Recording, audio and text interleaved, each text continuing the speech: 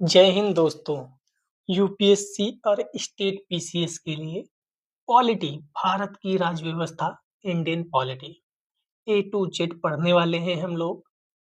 अगर आप सीरियसली पढ़ना चाहते हैं तो आप एक रजिस्टर बना लीजिए, क्योंकि आप अगर नोट्स नहीं बनाएंगे तो चीजें आसान नहीं रहेंगी। मैं आपको यह विश्वास दिलाता हूँ, आप अगर पॉलिटी पढ़ेंगे हमारे साथ तो आपके दिमाग में जो भी डर होगा, जो भी समस्याएँ होंगी, एक हम फ्लो में पढ़ेंगे, कहानी की तरह पढ़ते चलेंगे। नोट्स साथ में बनाते चलेंगे, तो जो नोट्स आपके बनाने की समस्या होती है, सर नोट्स क्या बनाएँ, नोट्स कैसे बनाएँ, ये सारी समस्याओं का समाधान इस सीरीज़ में होने वाला है। तो नोट्स बनाना क्या है? तो पहले से मेरी स्लाइड में जो चीज़ें लिखी हैं, मैंने शॉर्ट्स में ही चीज़ें लिखी हैं। मैं समझाता चलूँगा। आपको क्या करना है? आपको 3 काम करने हैं। अगर आप ये 3 काम कर लोगे, तो चीज़ें आसान हो जाएँगी। कौन से 3 काम? तो पहला तो आपको ये लेक्चर देखना है, वीडियो देखना है, फर्स्ट काम। देख लिया वीडियो? ठीक है। वीडियो देखकर तुरंत किसी और काम में ना लगो। वीडियो देखकर 5 या 10 मिनट का आप आँख बंद करके उस चीज़ को रिकॉल करो। उस चीज़ को याद करो कि आपको जो वीडियो देखा है स्टार्टिंग से, अच्छा ये बात बताई गई थी, फिर ये स्लाइड आई थी, फिर ये स्लाइड आई थी। ये अगर आप रिकॉल करोगे, तो चीज़ें ज़्यादा आसान होती हैं। ये साइंटिफिक और मेरे जो जीवन में घटित घटनाएँ हैं, उनसे मैं आपको बातें बताया करता हूँ, ठीक है? फिर आप क्या करो, आपके पास बुक होगी कोई ना कोई, ज़्यादातर लोगों के पास एम लक्ष्मीकांत की बुक उपस्थित होती है। उसको आप उसी चैप्टर को जिसको हमने पढ़ाया है, एक बार गो थ्रू हो जाइए। तो आपको चीज़ें और आसान लगेंगी और इस बुक को पढ़ने के बाद फिर से आप 5 मिनट आँख बंद करके रिकॉल करिए चीज़ें। जो आप रिकॉल नहीं करते हो ना आँख बंद करके, वो बहुत समस्या उत्पन्न करता है। एक बार ये मेरा प्रोसेस करके देखिएगा, आपको सच में फ़ायदा होगा। ठीक है? हम लोग पूरा पढ़ेंगे ए टू जेड, जितना पुस्तक में दिया होता है, हम ज़्यादातर एम लक्ष्मीकांत को प्रेफ़र करेंगे। हालाँकि अधिकतर लोग उसी पुस्तक का नाम लेते हैं और आपके पास भी अधिकतर लोगों के पास वह होगी। अगर आप वीडियो सुन रहे हैं, लेक्चर सुन रहे हैं, तो या तो आप नोट्स बनाइए, अगर नहीं नोट्स बना सकते, मैं तो कहूँगा नोट्स बनाओ, हैंड रिटन नोट्स से बढ़िया कोई नोट्स नहीं होते हैं। नोट्स के साथ-साथ आप टेबल पर बैठकर उस बुक को भी ओपन करके रखिए जो आपके पास उपस्थित है। ये सब चीज़ें करोगे तो बेहतर परिणाम आएँगे, वरना लाखों लोग आते हैं, तैयारी करते हैं और चले जाते हैं। बात मानोगे, फ़ायदे में रहोगे, नहीं मानोगे, नहीं फ़ायदे में रहोगे, सीधी बात है। टेलीग्राम लिंक डिस्क्रिप्शन में है, नए हैं आप तो चैनल पर विज़िट करिए, बहुत सी चीज़ें मिलती हैं। और मेरे जो पुराने हमारे मित्र हैं, हमारा समर्थन करते रहे हैं, जिन लोगों ने टेलीग्राम पे चीज़ें बताई, उनको मैं एक बात कहूँगा और जो नए हैं वह भी कह सकते हैं। आपको इस वीडियो में, इस लेक्चर में कोई भी सुझाव देना हो कि सर स्लाइड में नहीं, पॉइंट्स में लाइए, सर ज़्यादा चीज़ें लिख कर लाइए, सर हैंड हाथों से जो आप लिख रहे हो वो बढ़िया चीज़ें हैं। जो भी आपके सुझाव हैं, वह अवश्य दीजिएगा, क्योंकि हम और आप दोनों लोग मिलकर इस सीरीज़ को यूपीएससी और स्टेट पीसीएस के लिए बहुत बेहतरीन सीरीज़ बनाने वाले हैं। फ्री ऑफ कॉस्ट पूरा लेक्चर, पूरा आपको, जैसे हम लोगों ने बोला ना, खाना-पूर्ति नहीं होगी। अगर एक चैप्टर एक दिन में हो जाता है, बेहतर है। कभी नहीं भी हो पाया, तो ऐसा नहीं है कि 30 मिनट्स में कंप्लीट कर दो। सारा कुछ आपको सही से पढ़ाया जाएगा, ठीक है? आज हम क्या पढ़ेंगे? आज हम पढ़ेंगे ऐतिहासिक पृष्ठभूमि, हिस्टोरिकल बैकग्राउंड। 1600 में जब कंपनी आती है, ईस्ट इंडिया कंपनी, तब से लेकर 1947 जब देश आज़ाद होता है, वहाँ तक की पूरी कहानी हम लोग समेटेंगे और इस वीडियो को ही, इस 1600 से 1947 तक की कहानी को कुछ लोग 30 मिनट में भी बताते हैं, हम भी बता सकते हैं। कुछ 1 घंटे में भी बताते हैं, हम भी बता सकते हैं। कुछ 3 घंटे में भी बताते हैं। अब आपकी उपस्थिति, आपका प्यार हमें बताएगा कि हमें कितनी देर में इसको समेटना है। क्योंकि आप जानते हैं, कम समय की चीज़ें ज़्यादा लोग देखते हैं, समझ रहे हैं? लेकिन आप ही बताओ, इस पूरे चैप्टर को तो क्या आप खुद से 30 मिनट में कंप्लीट कर सकते हो? पढ़ के देखा होगा? नहीं कर सकते। ये लेक्चर 2 से 3 घंटे के बीच का है। तो सुकून से बैठोगे, चीज़ें ज़्यादा मिल जाएँगी, काम की मिल जाएँगी, वरना जैसे ही आगे बढ़ते हैं, चीज़ें डाउन होती, आज पहला वीडियो है, ज़्यादा बातें बता रहा हूँ, फिर ऐसा कुछ नहीं होगा, सीधे हम लोग लेक्चर पे आएँगे, ठीक है? तो आप लोग समर्थन देते रहिएगा, सुझाव अवश्य दीजिएगा, क्योंकि सुधार तभी होंगे जब आप लोग फीडबैक दोगे। अच्छा फीडबैक, बुरा फीडबैक दोनों इम्पोर्टेंट होते हैं एक अच्छी चीज़ को लाने के लिए, ठीक है? तो आज हम इतना ही बातें करते हैं, शुरू करते हैं आज का चैप्टर 1 जो कि आपकी किसी भी बुक में मिल जाएगा, हिस्टोरिकल बैकग्राउंड। मैं फिर कह दूँ, नोट्स वो बनाना जो लिखा हुआ है इसमें या फिर जो मैं लिखूँगा, ठीक है? चलिए तो कहानी शुरू करते हैं 1600 से, ठीक है? 1600 ईस्वी। 1600 ईस्वी में क्या होता है? सुनने पे ज़्यादा जोर दीजिएगा क्योंकि कहानी आपको याद आ जाएगी, तो लिखा तो किताब में भी है, ठीक है? किताब सामने खोल कर रखो और मैं जो बोल रहा हूँ, उसको बस सुनते रहो ध्यान से। बहुत चीज़ें आसान हो जाएँगी और क्वालिटी वगैरह, स्पीड वगैरह आप यहाँ ऊपर सेटिंग में जाकर अपने हिसाब से चीज़ें कर सकते हो। तो एक दौर आता है 1600 ईस्वी का। 1600 ईस्वी में एक ब्रिटिश सरकार ने एक कंपनी को, जिसको आप लोग क्या नाम देते हो? तो हम लोग क्यों देंगे नाम? नाम तो वहाँ के लोग देंगे। East India company. तो पहली बात तो ईस्ट इंडिया क्यों? क्योंकि अगर आप अपने प्यारे भारत को देखेंगे, तो भारत जो यहाँ पर इस सर्किल को आप देखें तो यहाँ कहीं पर ब्रिटेन है। ब्रिटेन से अगर आप इस डायरेक्शन को देखेंगे, तो आपको क्या डायरेक्शन दिखेगी? ऊपर नॉर्थ होता है, नीचे साउथ होता है और इधर ईस्ट होता है, इधर वेस्ट होता है। तो इसके हिसाब से ईस्ट में है इंडिया, तो ईस्ट इंडिया कंपनी हो गई, ठीक है? तो ईस्ट इंडिया कंपनी को वहाँ की महारानी थी, महारानी कौन थी? तो इनका नाम पहली बात याद रखिएगा, महारानी थी एलिजाबेथ। एलिजाबेथ का नाम भी सुना होगा।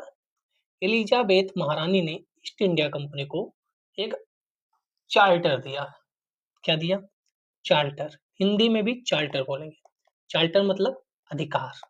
एक अधिकार दिया सिर्फ एक कंपनी को। हाँ, सिर्फ एक कंपनी को। जैसे आजकल आप विपक्षी दलों के द्वारा सरकार पर आरोप लगाते हुए सुनेंगे कि ये दो ही उद्योगपतियों को बढ़ा रहे हैं।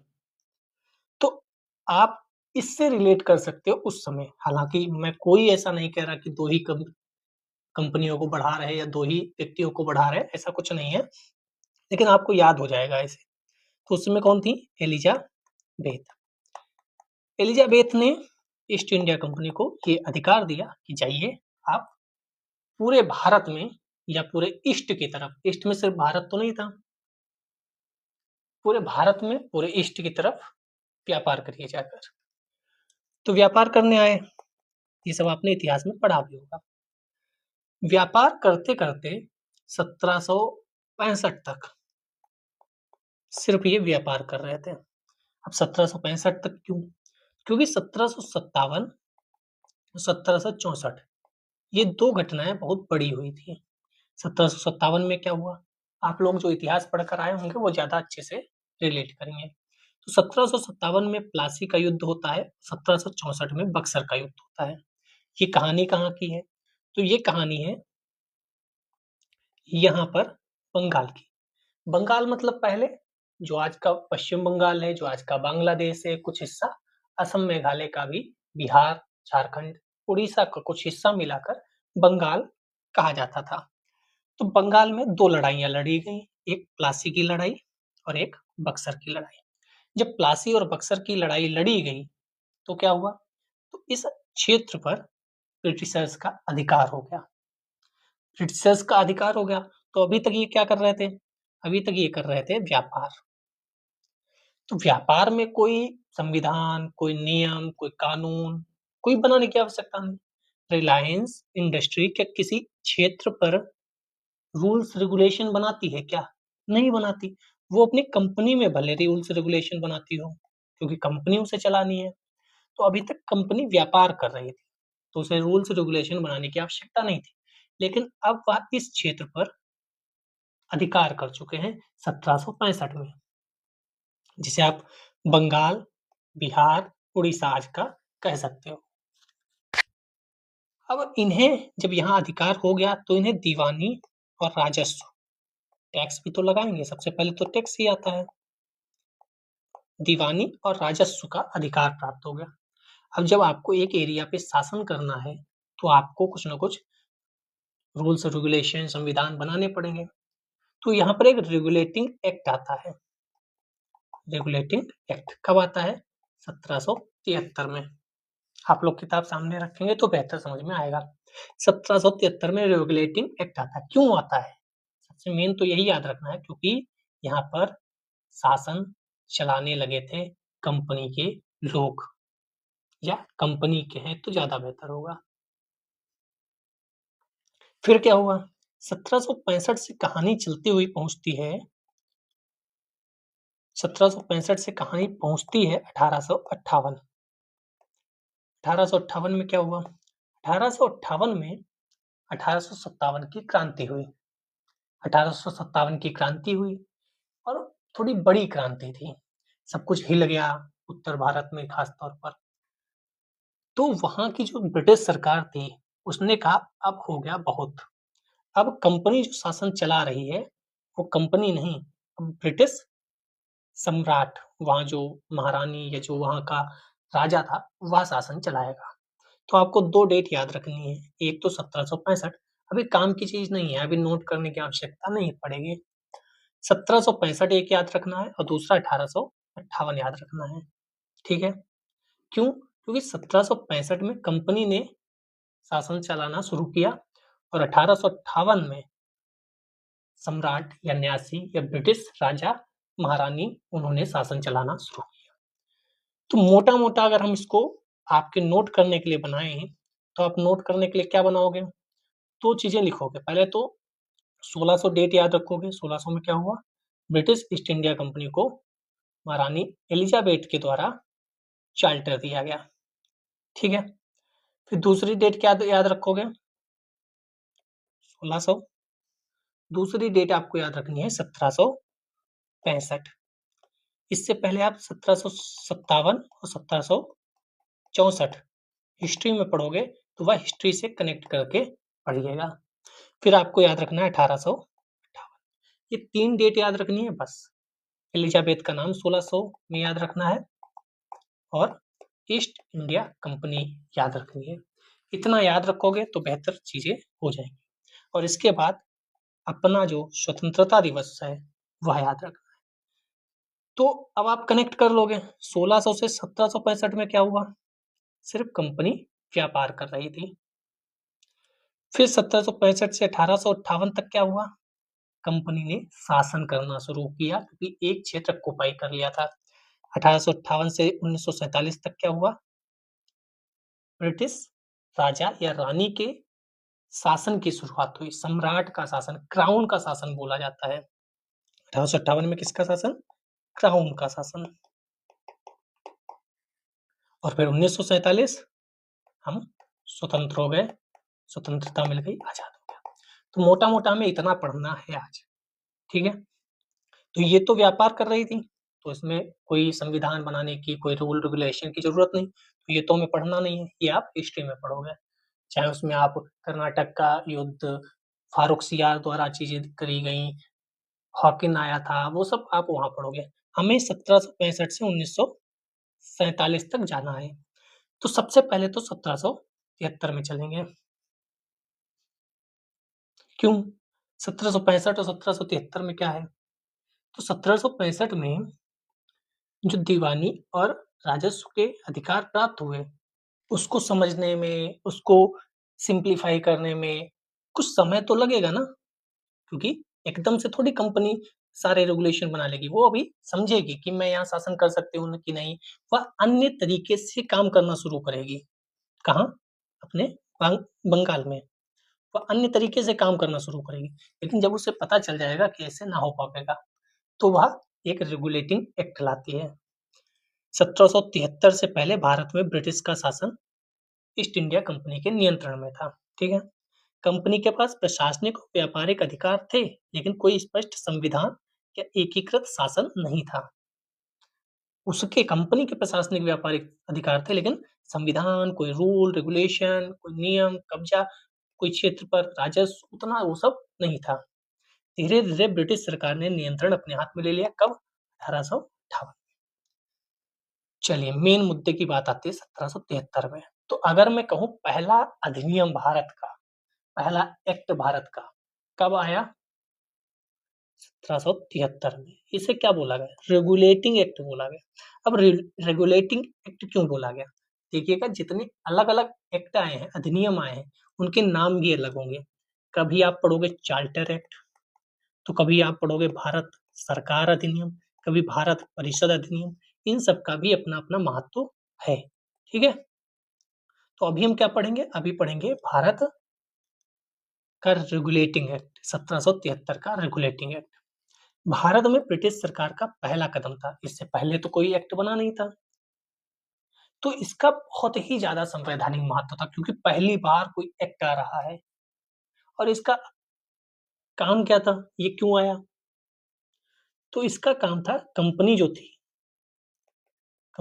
थी उसके जो कार्य थे, वो जो काम कर रही थी, क्योंकि अब उसे किसी क्षेत्र पर शासन करना है, तो जो कार्य करेगी उसको नियमित और नियंत्रित करना। क्या करना? नियमित करना और नियंत्रित करना, क्योंकि अब कंपनी किसी क्षेत्र पर शासन करने लगी।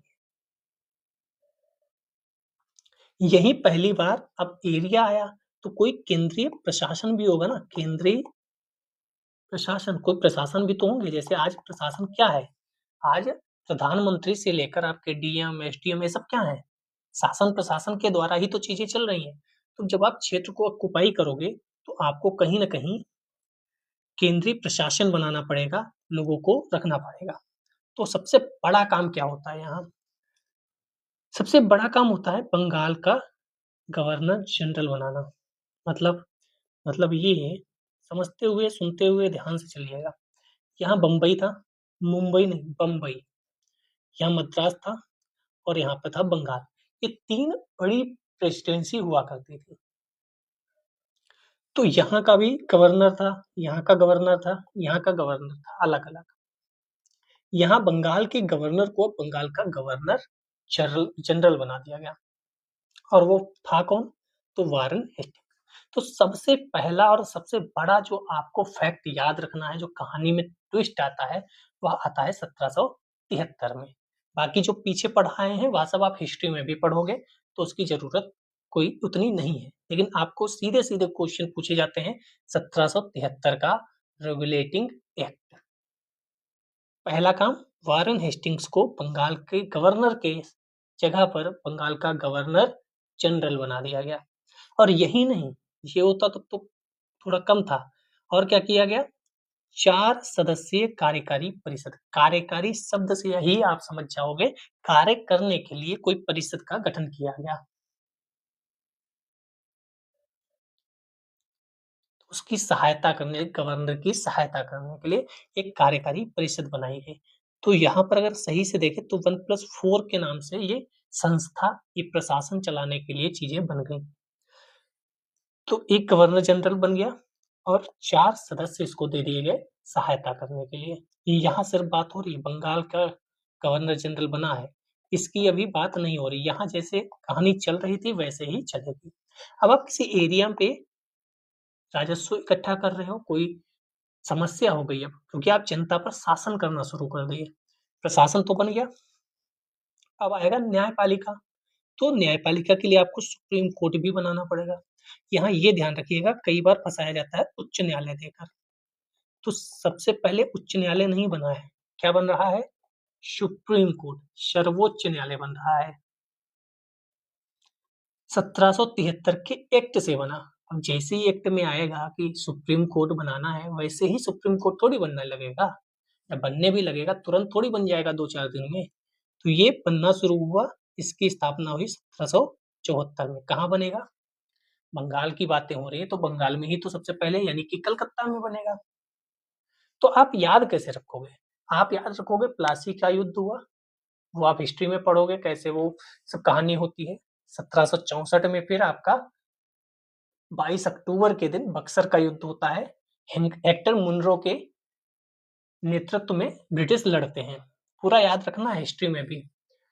फिर 1764 से 74 तक 1773 तक कैसे भी कहानी चलती है। तो उन्हें 1773 में समझ में आता है अब हमें एरिया को ऑक्युपाई कर लिया है, रेगुलेशंस के लिए हमें एक कमेटी चाहिए होगी या कुछ लोगों की संस्था चाहिए होगी या कुछ लोग चाहिए होंगे।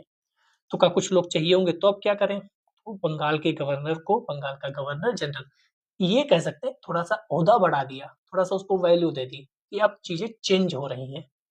समझ रहे हो? क्योंकि कुछ लोगों को लग रहा होगा ना गवर्नर जनरल कह दिया तो फ़र्क ही क्या पड़ा? तो भाई साहब गवर्नर यहाँ भी थे, गवर्नर यहाँ भी हैं, गवर्नर यहाँ भी था। तो ये समझ लो थोड़ा-सा अलग इसे दिखाने के लिए गवर्नर जनरल कह दिया। आपको याद रखने से मतलब है, ठीक है? अब अकेला तो काम कर नहीं पाएगा इतनी जगह पे, तो कहा अकेले चलेंगे तो इज्जत नहीं रहेगी क्योंकि अकेले तो ये भी चलते हैं, अकेले ये भी चलते हैं। तो कहा हमें तो 4 गनर भी चाहिए। कहा 4 गनर? हाँ, 2 इधर साइड में, 2 उधर साइड में, 5वें हम। तो इन्होंने 4 सदस्यीय कार्यकारी परिषद का गठन कर दिया। अब याद रहेगा, इमेजिन करो, नेता साहब आ रहे हैं, पीछे 2 लोग इधर, 2 लोग उधर। बस याद हो गया। प्रशासन होगा तो न्यायालय भी चाहिए, सर्वोच्च न्यायालय 1774। यह याद भी चीजें होती रहेंगी अगर आप मन से पढ़ोगे। मन कहीं और है तो भाई आपकी मर्जी। दूसरा क्या किया? कंपनी के कार्यों पर ब्रिटिश सरकार की निगरानी की शुरुआत हुई। अभी तक आप क्या कर रहे थे? केवल व्यापार कर रहे थे। अभी तक क्या आप कर रहे थे? केवल व्यापार। कोई लेना ही देना नहीं था। अब आप कर रहे हो शासन। शासन कौन कर रहा है? British India company, east India company. तो ब्रिटिश का भी तो नाम है। आप यहाँ कोई भी घपला करोगे तो ब्रिटिश की भी तो इज्जत खराब होगी। ऐसे याद रखो, तो ब्रिटिश की इज्जत ना गिरे इसलिए उन्होंने क्या करना शुरू किया? कंपनी के कार्यों पर निगरानी शुरू कर दी। समझ रहे हो ना कहानी? तो आप अभी तक क्या कर रहे थे? कोई दिक्कत नहीं थी, पढ़ रहे थे। अब पता चला कि आप वहां पर दिल्ली में अपना परिवार भी बढ़ा रहे हो। तो घर वालों ने कहा बेटा अब होगी निगरानी, या बिटिया अब होगी तुम पर निगरानी। हालांकि मैं इस टाइप का हूं नहीं, ऐसी भाषा के साथ आपको पढ़ाऊं, लेकिन आपको याद रहे तो खैर। अब निगरानी क्या कौन करेगा? फलाने मंत्री, ढिमाके मंत्री, भाई साहब कौन निगरानी करेगा? तो उसके लिए कोर्ट ऑफ डायरेक्टर बनाया गया। क्रोनोलॉजी समझते रहिएगा। तो निगरानी कौन करेगा? कोई भी उठा के कह दो? नहीं, उसके लिए भी कोर्ट ऑफ डायरेक्टर बनाया जाएगा। तो कोर्ट ऑफ डायरेक्टर कब बना था? 1773 में, 1761 में, 1913 में। ऐसी चीजें पूछी जाती हैं सीधे सीधे, चाहे यूपीएससी हो चाहे पीसीएस हो। इसने भारत में इसके राजस्व, नागरिक, सैन्य मामलों की जानकारी ब्रिटिश सरकार को देना आवश्यक कर दिया। अब आप अभी तक कंपनी व्यापार कर रही थी, कोई दिक्कत नहीं। अब आप राजस्व कितना कहाँ से इकट्ठा किया, कितना पैसा ले रहे हो, नागरिक और सैन्य मामले, क्योंकि आप कहीं भी कब्जा करना शुरू कर दिए हो, तो इन सब की जानकारी आपको कहाँ देनी है? ब्रिटिश सरकार को। यानी मोटा-मोटा अगर हम कहें तो ब्रिटिश सरकार ने थोड़ा-सा आगे बढ़कर चीजें देखना शुरू कर दिया कि बेटा कर क्या रहे हो। अब पिताजी ने वहां लगा दिया दिल्ली में किसी को कि इस पर नजर रखिएगा। और यहाँ पर एक-एक शब्द पे ध्यान दीजिएगा। यहाँ पर क्या लिखा है शब्द? आवश्यक, अनिवार्य नहीं लिखा है। हमारे पास पढ़ने का यही एक फ़ायदा है कि हम शब्दों को कहाँ फँसाया जाएगा आपको, वहाँ आपको पहले ही बता देते हैं। तो आप भी यहाँ पर सर्किल कर लीजिएगा ऐसे कि बेटा आवश्यक लिखा है, ध्यान रखना। ठीक है? तो मोटा-मोटा अगर हम 1773 की बात करें, तो 3-4 चीज़ें हो गई। पहली, गवर्नर जनरल बना दिया गया। अब अकेले तो चलेगा नहीं, भाई साहब एक क्षेत्र के मालिक हो गए हैं, मालिक नहीं हुए हैं, मैं बस याद करने के लिए। तो भाई 3-4 लोगों के साथ चलेंगे, 2 इधर 2 उधर, थोड़ा बढ़िया लगेगा देखने में, ठीक है? अब सुप्रीम कोर्ट भी आएगा क्योंकि लोग हैं वहाँ, लोग हैं तो लड़ाई होगी, मेड़ एक-दूसरे की छीली जाएगी, डंडा-लाठी चलेंगे तो न्यायपालिका भी होनी चाहिए। लेकिन एक बात ध्यान रखिएगा, इस सर्वोच्च न्यायालय में जो फैसले होंगे ना, वह हिंदुओं के हिंदू रीति-रिवाजों के आधार पर, मुस्लिम्स के रीति-रिवाज के आधार पर। अभी वह संविधान नहीं बना है जिससे आज है। संविधान ने सर्वोच्च न्यायालय को ताकत दे रखी है, सर्वोच्च न्यायालय अपने कानून के हिसाब से काम करता है, तो अभी कानून-वानून नहीं बना है, ठीक है? तो जो पहले से परंपराएँ चलती आ रही थी, उसी के हिसाब से काम होगा। अब ब्रिटिश सरकार निगरानी भी रखेगी, क्योंकि आप ऑक्युपाई कर लिए ज़मीन, तो निगरानी के लिए एक कोर्ट ऑफ डायरेक्टर बना दिया जाएगा। कोर्ट ऑफ डायरेक्टर क्या करेगा? निगरानी करेगा। कंपनी की गवर्निंग बॉडी, राजस्व, रुपया पैसा, नागरिक, क्योंकि आप नागरिक पे कब्जा करके रखे हो, जमीन कब्जा करके रखे हो, तो नागरिक भी आ गए, और सैन्य मामले, क्योंकि अब आप थोड़ा सा कदम आगे बढ़ा रहे हो, सैनिक कार्रवाइयां कर रहे हो, तो ये सब की जानकारी आप ब्रिटिश सरकार को आवश्यक रूप से देंगे। एक और काम हुआ, क्योंकि भारत ही थोड़ी फेमस है, ये लोग भी कम थोड़ी थे। क्या कम थोड़ी थे? इन्होंने रिश्वत लेना शुरू कर दिया था। इन्होंने अपना व्यापार, कंपनी के आड़ में अपना व्यापार शुरू कर दिया था। तो एक और काम किया गया, जो कंपनी के निजी व्यापार थे, कंपनी के लोग अलग से व्यापार कर रहे थे। जैसे आप एक कंपनी में मान लो काम कर रहे हो, जैसे मान लो यहाँ कपड़ा बन रहा है, तो आप साथ में अन्य लोगों को कह रहे हो यहाँ से कपड़ा खरीद लो और हम तुम्हें सस्ते में दिला देंगे, तुम हमें 10% दे देना या 5% दे देना। तो ऐसे ही यहाँ पर निजी व्यापार हो रहे थे। कुछ लोग तो निजी व्यापार करके करोड़पति अरबपति बन गए भाई। इतना निजी व्यापार हो रहा था, कंपनी को लग रहा कि हमारा घाटा हो रहा है और ये अधिकारी तो सब मजे मार रहे हैं। तो जो निजी व्यापार था उसे प्रतिबंधित कर दिया गया। आप निजी व्यापार नहीं करोगे, आप कंपनी के अधिकारी हो, कंपनी के कर्मचारी हो, कंपनी का व्यापार आगे बढ़ाओ, अपना कोई नहीं। दूसरा, अब भारतीयों से रिश्वत नहीं लोगे। हालांकि रिश्वत शब्द तो नहीं था, लेकिन उपहार के नाम पे, जैसे आजकल नहीं होता है, भाई साहब ने गाड़ी गिफ्ट कर दी, क्यों? क्योंकि उनका कोई काम करवा दिया गया। तो रिश्वत हमारे यहाँ नहीं कही जाती है, हमारे यहाँ उपहार कहा जाता है। भाई साहब को उपहार दे दो, ठीक है? तो ये काम भी आप नोट कर लेना। तो कुछ नहीं करना है, 1773 का रेगुलेटिंग एक्ट डालो, ये जो लिखा हुआ है इसको पॉज करते हुए लिख लो, खत्म कहानी। बाकी मैंने कहानी बताई दी, कैसे याद रखना है वो भी आपको बता दिया। अब एक छोटा सा आता है 1781 में। अब एकदम से पहला बना था, फर्स्ट था ना वो, पहला बना था, एकदम से बढ़िया थोड़ी बन जाएगा, तो उसमें सुधार की भी आवश्यकता होगी। तो उसमें जो खामियां रह गई थी, जो समस्याएं थी, उन्हें ठीक करने के लिए 1781 का रेगुलेटिंग एक्ट आता है। इसको क्या कहते हैं? इसको एक्ट ऑफ सेटलमेंट कहते हैं। एक्ट ऑफ सेटलमेंट यानी कि बंदोबस्त बंदोबस्त कानून। इसमें क्या था? इसमें कुछ नहीं था, बस एक लाइन में आप याद रखो, जो सर्वोच्च न्यायालय सुप्रीम कोर्ट बना था ना, उसकी जो पावर्स, उसकी जो शक्तियां थी, उसको कम कर दिया गया था। बस ये आपको नोट करना है। बाकी मैं कहानी बता दे रहा हूँ, आप सुन लीजिए। तो पहली बात तो 1781 को क्या बोला गया? एक्ट ऑफ सेटलमेंट, बंदोबस्त कानून। क्यों आया था? 1763 में कुछ, सॉरी, 1774 में कुछ खामियां रह गई थी, 73 में, 1773 में कुछ खामियां रह गई थी, उसको सुधारने के लिए। क्या खामियां रह गई थी? तो सर्वोच्च न्यायालय को बहुत पावर दे दी गई थी। अब गवर्नर जनरल परेशान कि भैया हम राजा हैं यहाँ के, अब तुम कानून में सर्वोच्च न्यायालय को ज्यादा पावर दे दिए हो, ये कैसे चलेगा? तो फिर 1781 का आता है, सर्वोच्च न्यायालय को कम शक्तियां दे दी जाती हैं। आप अपनी किताब में पढ़ोगे तो वहां देखोगे, गवर्नर जनरल काउंसिल को सर्वोच्च न्यायालय के क्षेत्राधिकार से बरी अथवा मुक्त कर दिया गया। मतलब गवर्नर जनरल और उसके जो काउंसिल में 4 लोग थे ना, उसको भी इनके क्षेत्राधिकार में डाल दिया गया। उसने कहा भाई ये क्या कर रहे हो? अभी तक तो हम राजा थे ना अकेले। तो जितने भी पद धारण के अधिकार से रिलेटेड काम थे, उन सबको बाहर कर दिया गया। और सिर्फ उन्हें नहीं, जो कंपनी के कर्मचारी थे, सेवक थे, उनके भी ऐसे काम जो कंपनी की कार्रवाइयों के दौरान किए गए, उनको भी बाहर कर दिया गया। दूसरा, जो राजस्व संबंधी मामले थे, उनको भी सर्वोच्च न्यायालय के क्षेत्राधिकार से बाहर कर दिया गया। राजस्व वसूली से, क्योंकि यही तो मेन था, पैसा तो यही है। और क्या किया गया? इस कानून द्वारा यह व्यवस्था भी की गई कि प्रांतीय न्यायालयों की appeal governor general in council के यहाँ दायर हो, ना कि सर्वोच्च न्यायालय। जो प्रांत के अपने अपने न्यायालय थे ना, प्रांत के अलग अलग भी तो न्यायालय थे, क्योंकि ये सर्वोच्च न्यायालय बना था, उसकी जो अपील होती थी वह सुप्रीम कोर्ट में नहीं होगी, बल्कि कहाँ होगी? गवर्नर जनरल के यहाँ होगी।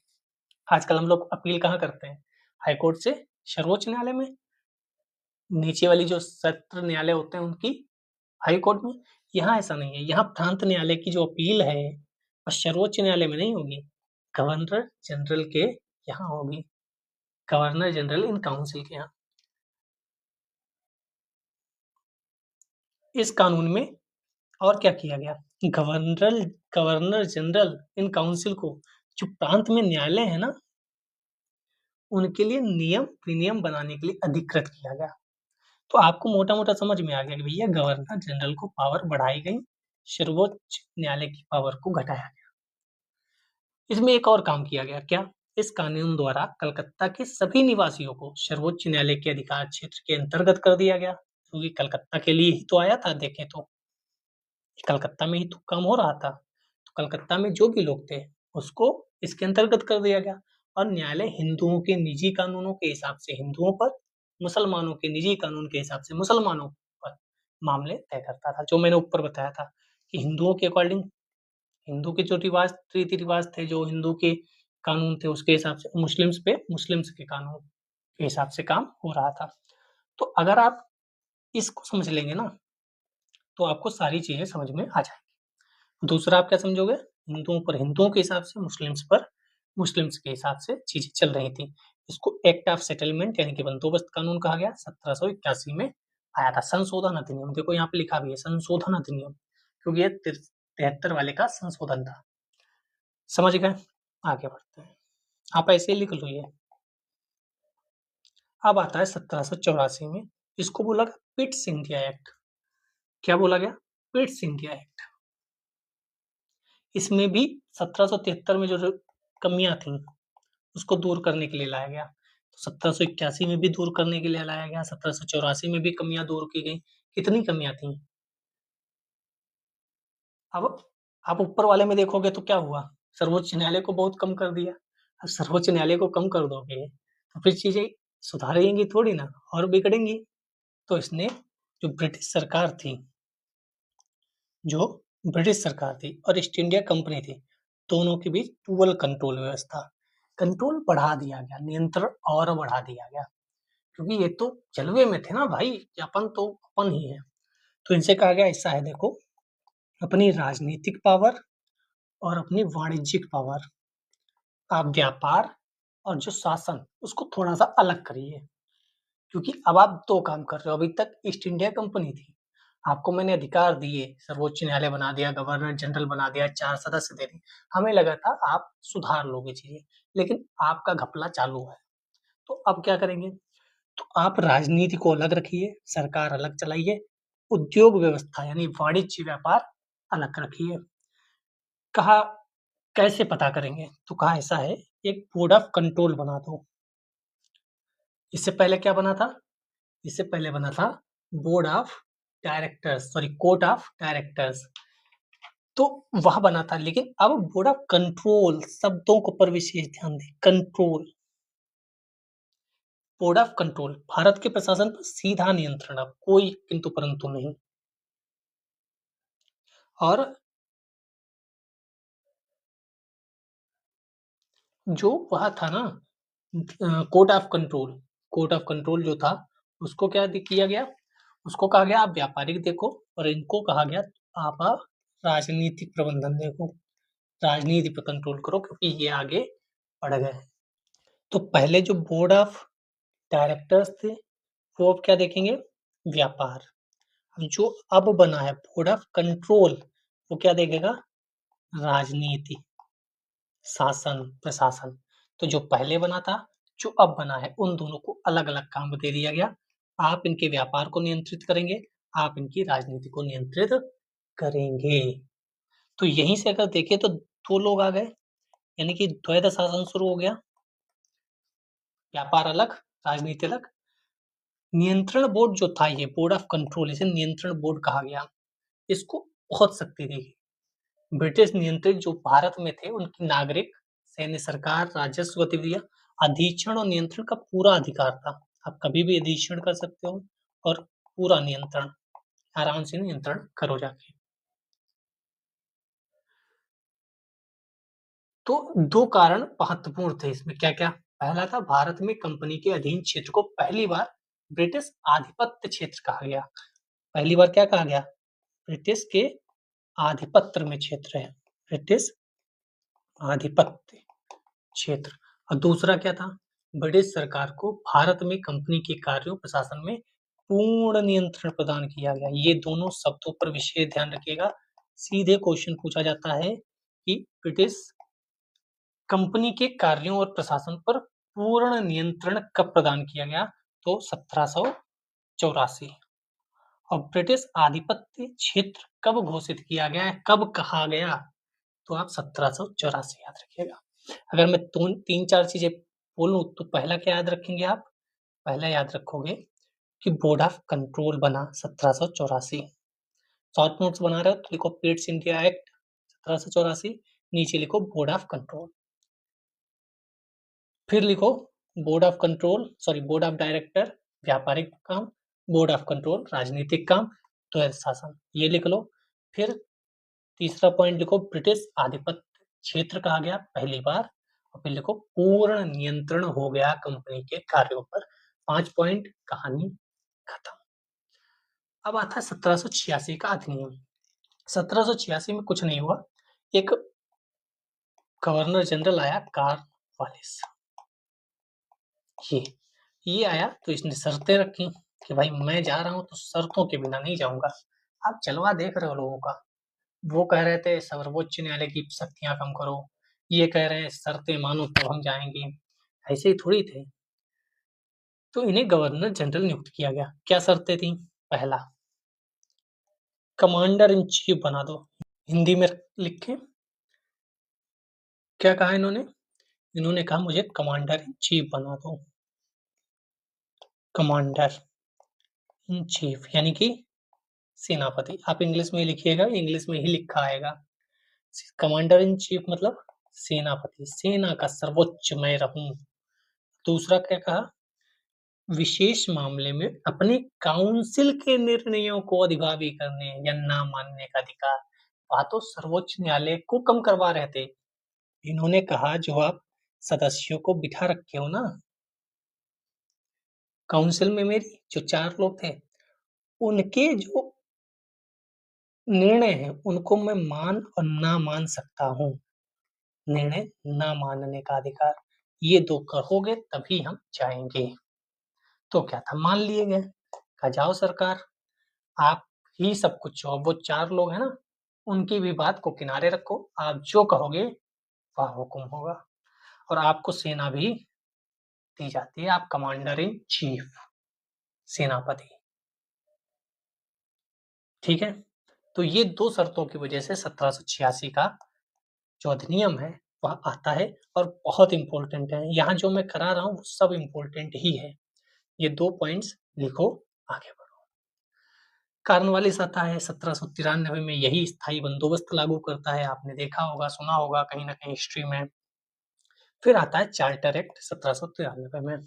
पहले तो ये याद रखना है चार्टर एक्ट कितने आए, तो 4 आए। एक अभी हम पढ़ रहे हैं 1793, एक पढ़ेंगे 1813, एक पढ़ेंगे 1833 और एक पढ़ेंगे 1853। जो समझदार लोग हैं वह अभी तक कैलकुलेशन कर चुके होंगे। 20 ईयर्स बाद, 20 ईयर्स बाद, 20 ईयर्स बाद कुछ और समझदार होंगे तो वह यह भी कैलकुलेशन कर रहे होंगे कि 1773 और 93, 20 ईयर्स बाद। तो आपको यही पढ़ना है कि पहला 1773 में रेगुलेटिंग एक्ट शुरू होता है, 20 साल बाद, 20 साल बाद, 20 साल बाद, 20 साल बाद, ये क्या चक्कर चल रहा है, तो ये चक्कर है कि 20 साल के लिए उसे काम करने को कहा गया था। अब क्या हुआ, फिर से 20 साल के लिए आगे बढ़ा दिया गया। एकाधिकार, क्योंकि आप किसी और कंपनी को नहीं देखे होंगे कि ब्रिटिश से आई हुई है, सिर्फ और सिर्फ ब्रिटिश ईस्ट इंडिया कंपनी आई हुई थी। जैसे कि आजकल की सरकारों पर इल्जाम लगते रहते हैं कि आप कुछ ही लोगों को आगे बढ़ा रहे हो, ऐसा नहीं है, आज लोकतांत्रिक देश है। लेकिन आपको यहाँ कहानी बस इतनी याद रखनी है कि जो 1773 में कहानी शुरू हुई थी वो 20 साल के लिए थी, चाहिए 20 साल एक अधिकार है आपको। फिर 20 साल बढ़ा दिया गया, फिर 20 साल बढ़ा दिया गया, फिर 20 साल बढ़ा दिया गया। तो अभी हम क्या पढ़ रहे हैं, अभी हम पढ़ रहे हैं 93 का। तो 93 में क्या-क्या हुआ? तो पहला तो जो कॉर्नवालिस था, कॉर्नवालिस को 2 शर्तें जो कॉर्नवालिस ने रखी थी, उसमें एक थी कि सदस्यों के निर्णय ना मानने की बात। वह भविष्य के सभी गवर्नर जनरल, भविष्य में जितने गवर्नर जनरल होंगे, सबके लिए बना दिया गया। सबके लिए विस्तार कर दिया गया। भाई गवर्नर जनरल जितने होंगे, कोई निर्णय मानने के लिए बाध्य नहीं है। सबके ऊपर गवर्नर जनरल। तो गवर्नर जनरल की पावर्स बढ़ा दी गई। दूसरा क्या हुआ? दूसरा बहुत इम्पोर्टेंट हुआ। क्या हुआ? तो अभी हम लोग पढ़ के आए थे, बॉम्बे था, मद्रास था, कलकत्ता था। तो इनके ऊपर शक्तियां बढ़ा दी गई। बॉम्बे और मद्रास प्रेसिडेंसी की सरकारों के ऊपर अधिक नियंत्रणकारी शक्ति प्रदान कर दी गई। ठीक है, अब ये और अधिक नियंत्रण कर सकता है। अब तो बंगाल वाला ऊपर हो गया। भैया, जहाँ पैसा आ रहा होगा, जहाँ राजस्व बढ़िया पैदा हो रहा होगा, जहाँ पैसा वहाँ पावर। तो यहाँ पावर बढ़ा दी गई गवर्नर जनरल को बंगाल की, कि अब तो ये इन्हें भी आप नियंत्रित कर सकते हो। ठीक है। जो कमांडर इन चीफ की गवर्नर जनरल काउंसिल के सदस्य होने की अनिवार्यता समाप्त कर दी गई। अब कमांडर इन चीफ जो है ना, उसका कोई आवश्यक नहीं है कि वह गवर्नर जनरल काउंसिल का सदस्य हो। कमांडर इन चीफ था, वह जरूरी नहीं है गवर्नर काउंसिल का सदस्य हो। ये उतना इम्पोर्टेंट नहीं है, इसीलिए मैंने नहीं लिखा। लेकिन आप जब किताब पढ़ोगे तो चीजें याद रखनी है। और एक बहुत इम्पोर्टेंट काम हुआ। कौन इम्पोर्टेंट काम हुआ? वो बहुत इम्पोर्टेंट है, वो याद रखिए। जो कमांडर, सॉरी कमांडर नहीं, बार-बार निकल रहा है। जो बोर्ड ऑफ कंट्रोल था, अभी हम पीछे पढ़ के आए थे। आप भूल गए होंगे बोर्ड ऑफ कंट्रोल कब आया था। बोर्ड ऑफ कंट्रोल आया था 1784 में। जो बोर्ड ऑफ कंट्रोल आया था, अब उसको जो पैसा देना था, जो उसके कर्मचारियों को पैसा देना था, सैलरी तो दी जाएगी ना। अब उसकी सैलरी जो थी, हिंदी में लिखते हैं ना, जो उसकी सैलरी थी, वह भारत से जाएगी। भारत के राजस्व से उसकी सैलरी दी जाएगी। ये बहुत बड़ा काम हुआ था। यहीं से शुरुआत हुई वहां बैठे लोगों को यहाँ से पैसा भेजने की।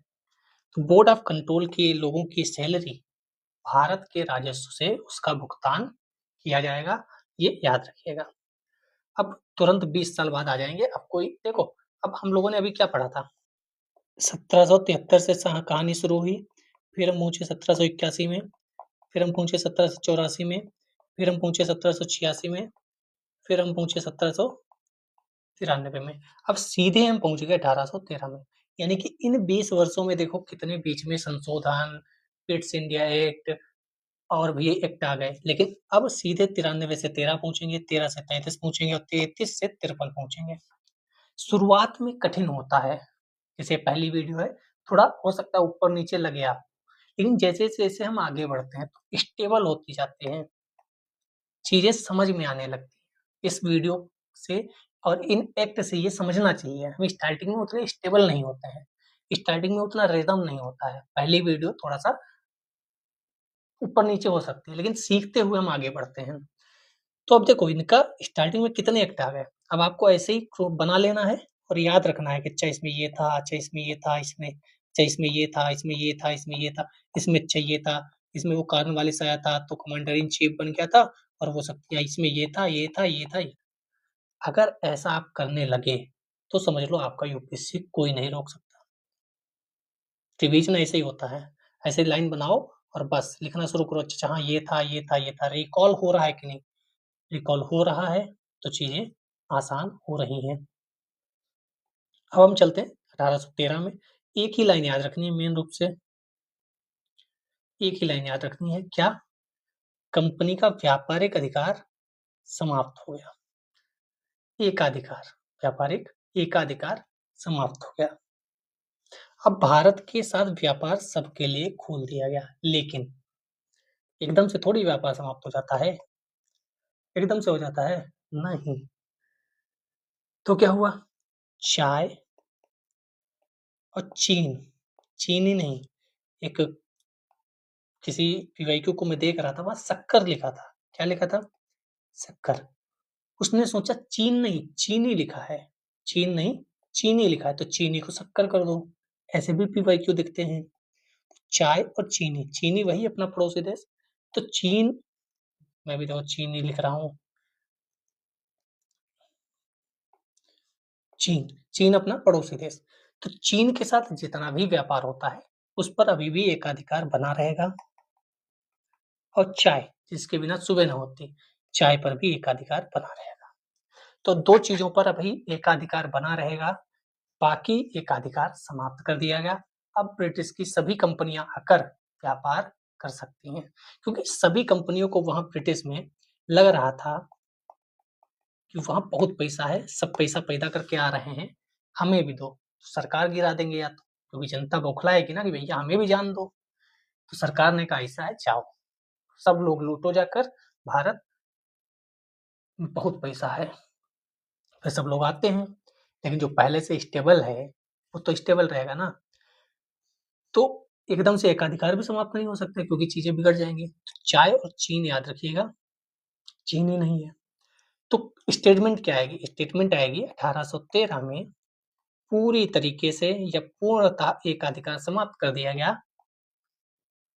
गलत। यही स्टेटमेंट फंसाता है। तो पहला तो याद आ गया, एकाधिकार समाप्त किया गया, यस। पूर्णतः एकाधिकार समाप्त किया गया, नहीं। चाय और चीन पर एकाधिकार अभी भी बना था। और क्या हुआ? पहली बार राजा की प्रभुता, राजा की प्रभुता शब्द को याद रखिएगा, हाईलाइट कर लीजिएगा।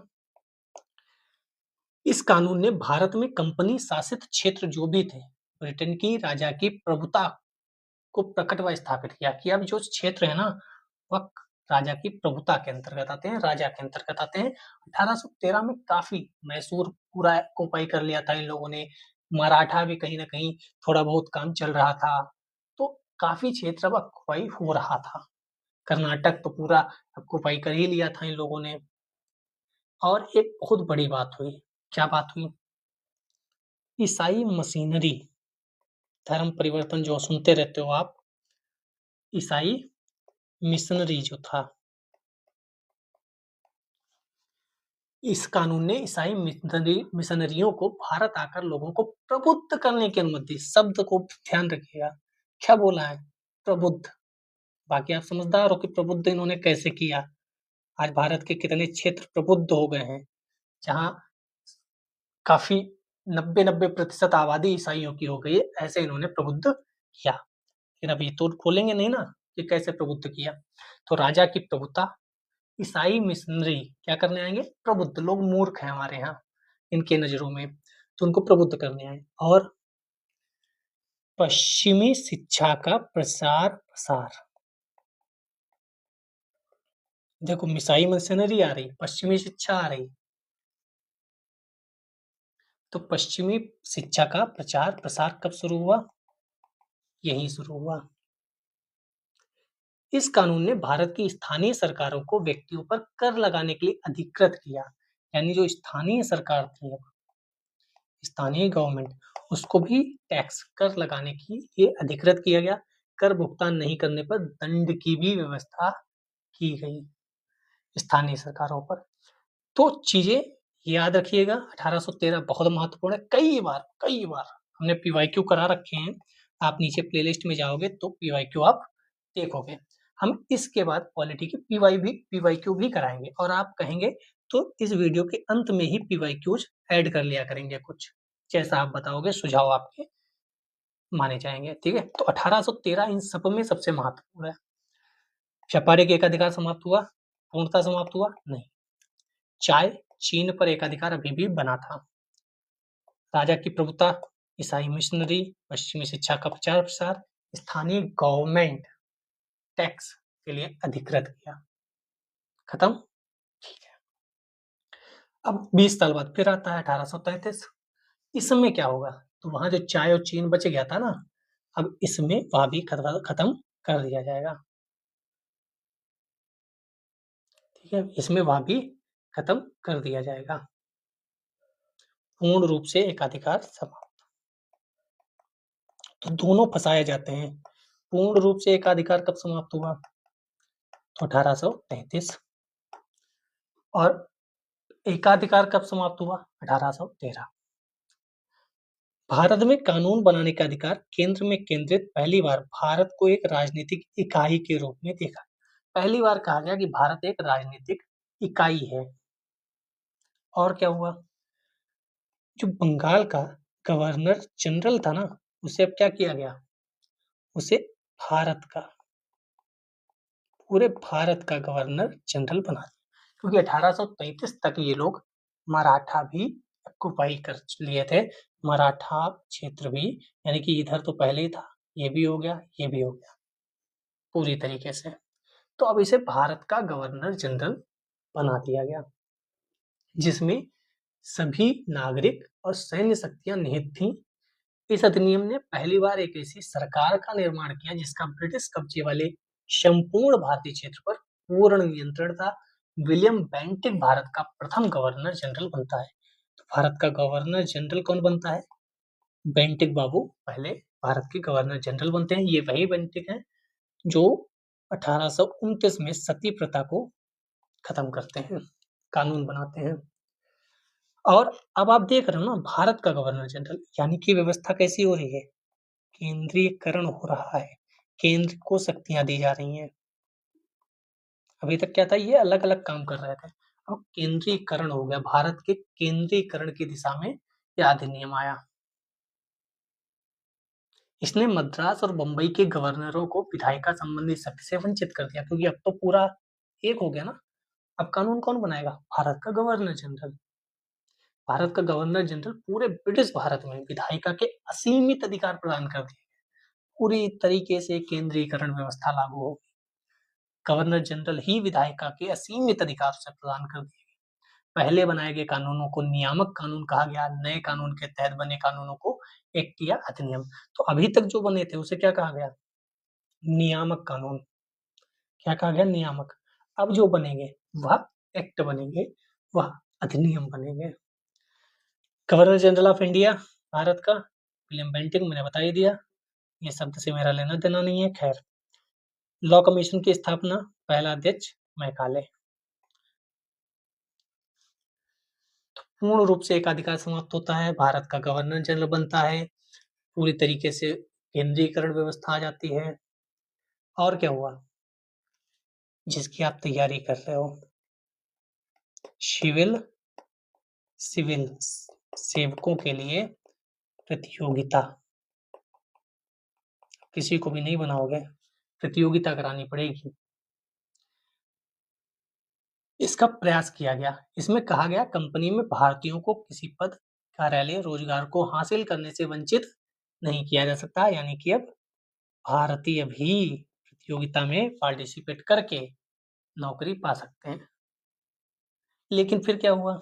ऐसे ही थोड़ी कोई काम हो जाएगा, भारतीयों को ऐसे ही मिल जाएगा सब कुछ। बोर्ड ऑफ डायरेक्टर जो वहां बैठे थे ना, बोर्ड ऑफ डायरेक्टर्स, उन्होंने विरोध किया। उन्होंने क्या किया? विरोध। तो ये प्रावधान को क्या किया गया? समाप्त। जो मैं लिख रहा हूं ना, यही कॉपी पे लिखो, बाकी कहानी सुनो। सिविल सेवकों की प्रतियोगिता शुरू की गई, प्रयास किया गया, शुरू नहीं, प्रयास ही लिखिएगा, क्योंकि शुरू हो ही नहीं पाई। प्रयास किया गया शुरू करने का, जिससे भारतीयों को भी रोजगार मिले। लेकिन बोर्ड ऑफ डायरेक्टर ने विरोध किया, तो ये समाप्त कर दिया गया। तो इतनी चीजें 1813 में इंपॉर्टेंट थी। मेन रूप से देखा जाए तो तीन चीजें। एक, केंद्रीकरण व्यवस्था लागू हुई, इसीलिए भारत का गवर्नर जनरल बेंटिक को बनाया गया। लॉ कमीशन की स्थापना हुई मैकाले की अध्यक्षता में। पूर्ण रूप से एकाधिकार समाप्त हो गया। सिविल सेवकों की प्रतियोगिता का प्रयास किया गया, लेकिन बीओडी के विरोध के चलते ये नहीं हो पाया। तो होगा कब? अगली बार हो जाएगा, यहाँ हो जाएगा। तो आप देखो, एक तरफ से पढ़ोगे ना तो चीजें आसान होंगी। 1813 में क्या हुआ? एकाधिकार समाप्त हुआ, लेकिन पूर्ण नहीं हुआ। पूर्ण कब हुआ? 1833 में। अब 1833 में क्या हुआ? प्रयास किया गया प्रतियोगिता कराने का, नहीं हुआ। तब कब होगा? अगली बार हो जाएगा। फर्स्ट अटेम्प्ट अगर रह गया तो क्या होगा? सेकंड अटेम्प्ट में हो जाएगा। ये आप याद रखो। तो कहानी से सुनोगे ना, एक तरफ से याद करोगे तो चीजें याद होती जाएंगी। अब ये अधिनियम जो है, सॉरी चार्टर एक्ट है, वह अंतिम है, क्योंकि हम लोगों ने पढ़ के आए थे कि 4 चार्टर एक्ट आए थे, उसमें ये अंतिम है। इसमें सबसे पहली लाइन देखो क्या लिखी है, इंपॉर्टेंट। विधायिका में भारतीय प्रतिनिधियों के प्रवेश का मार्ग प्रशस्त किया गया। प्रतिनिधि संस्थाओं की नींव डाली गई, यानी कि भारतीय प्रतिनिधि विधायिका में प्रवेश कर रहे हैं। विधायिका जो कानून बनाती है, इसने पहली बार गवर्नर जनरल की परिषद, गवर्नर जनरल था भारत का, उसकी जो परिषद थी, जो काउंसिल थी, यहाँ स्टार्ट हुई थी 4 लोगों से। हम लोग पढ़े थे ना, 4 लोग दिए गए थे, वहां से कहानी शुरू हुई थी, यहाँ तक पहुंच गई है। अब इस परिषद के विधायी और प्रशासनिक कार्यों को अलग कर दिया गया। भाई कानून अलग, यानी कि कार्यपालिका और विधायिका, तो विधायिका अलग और प्रशासनिक कार्य अलग कर दिए गए। इसके तहत परिषद में 6 नए पार्षद और जोड़े गए, इन्हें विधान पार्षद कहा गया। तो पहली बार विधान परिषद नहीं है, परिषद भी कह सकते हैं, विधान परिषद, क्योंकि विधान परिषद तो राज्यों में होती है। हाँ, तब राज्यों में प्रधानमंत्री हुआ करते थे, मजाक नहीं, सही बात है। तब राज्यों में प्रधानमंत्री हुआ करते थे, और विधान परिषद कहाँ थी, केंद्र में बनी। इसमें 6 नए पार्षद जोड़े गए, जिसे भारतीय विधान परिषद कहा गया, या केंद्रीय विधान परिषद कहा गया। परिषद की इस शाखा ने छोटी संसद की तरह कार्य किया, क्योंकि छोटी संसद मतलब विधायिका और प्रशासनिक अलग हो गए ना, तो संसद की शुरुआत हुई, विधायिका अलग बन गई। इसमें वही प्रक्रियाएं अपनाई गई जो ब्रिटिश संसद में अपनाई जाती थी, यानी विधायिका को पहली बार सरकार के विशेष कार्य के रूप में जाना गया, जिसके लिए विशेष मशीनरी और प्रक्रिया की जरूरत थी। तो आपको याद रखना है, परिषद बनाई गई, जिसमें विधायिका अलग, प्रशासनिक व्यवस्था अलग कर दी गई। सिविल सेवकों की जो कहानी वहां अधूरी रह गई थी, सिविल सर्विस, वो यहाँ प्रतियोगिता शुरू हो गई। इस प्रकार विशिष्ट सेवा, सिविल सेवा भारतीय नागरिकों के लिए भी खोल दी गई। 1854 में मैकाले समिति की नियुक्ति की गई थी, उसने इसकी बात कही थी, लेकिन बोर्ड ऑफ डायरेक्टर्स ने क्या कर दिया था, मना कर दिया था। तो भारतीयों की कहानी यहाँ से शुरू हो जाती है, लेकिन तुरंत ही थोड़ी कोई पढ़ लिख कर ICS तब कहा जाता था वो बन जाएगा, उसमें भी समय लगेगा ना। इसने कंपनी के शासन को विस्तारित कर दिया, भारतीय क्षेत्र को इंग्लैंड राजशाही के विश्वास के तहत कब्जे में रखने का अधिकार दिया। पूर्व अधिनियमों के विपरीत इसमें किसी निश्चित समय का निर्धारण नहीं किया गया था, जिसे पहले कहा जाता था ना, 20 साल के लिए बढ़ा दिया गया, फिर 20 साल के लिए बढ़ा दिया गया, ऐसा इसमें नहीं कहा गया। संसद द्वारा कंपनी का शासन किसी भी समय समाप्त किया जा सकता है। पिताजी ने कहा, बेटा अब बहुत हो गया, ठीक है, अब बहुत कर लिए तैयारी, अब भाग आओ तुम, किसी भी समय मैं कॉल कर दूंगा, बोरिया बिस्तर रेडी रखना। तो आपको क्रोनोलॉजी समझनी है, एक अधिकार कब समाप्त हुआ, 1813। अन्य कंपनियों से कहा गया कि जाओ तुम भी भारत को लूटो जाकर। पूर्ण कब खत्म हुआ, 1833 में ना, 33।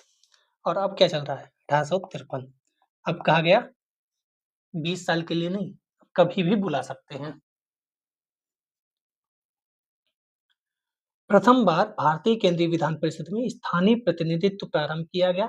6 नए सदस्यों में से 4 का चुनाव, ये जो 6 थे ना, कहीं लिखे हैं मैंने 6, छोटी संसद जब बनी थी ऊपर लिख देते हैं।